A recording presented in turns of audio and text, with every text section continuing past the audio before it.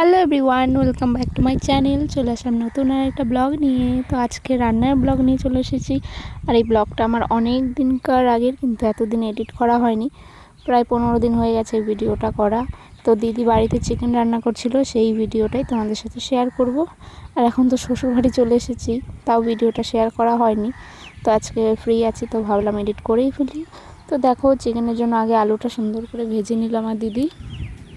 আর চিকেনে যা যা মশলা লাগে তাই আছে। আর ফোড়নে দিয়ে দিল তেজপাতা আর 3টে শুকনো লঙ্কা, তারপরে দিয়ে দিবে জিরে, তারপর দিয়ে দিবে পেঁয়াজ কুচি।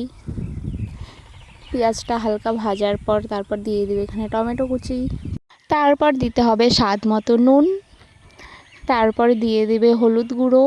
তারপর সুন্দর করে এগুলোকে একটু মিশিয়ে নেবে। তারপর কিন্তু দিয়ে দিবে মশলাগুলো দেওয়া হয়ে গেলে সুন্দর করে একটু নেড়ে চেড়ে নেবে। তারপর দিয়ে দেবে আলু।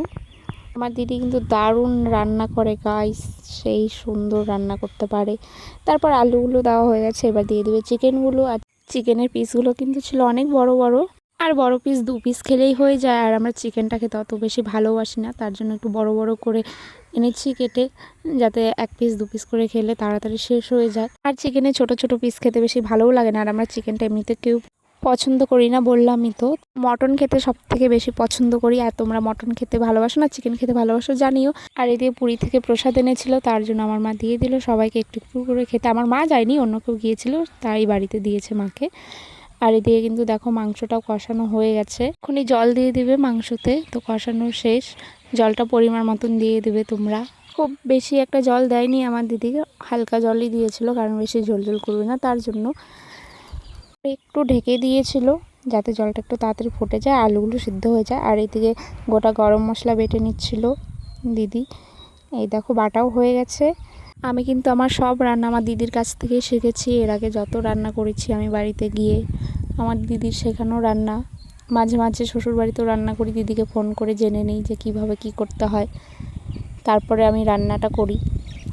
তো তারপর দেখো গরম মশলাটা দিয়ে দিল। তো আমাদের রান্না করাও হয়ে গেছে কমপ্লিট, এখনই নামিয়ে নেবে।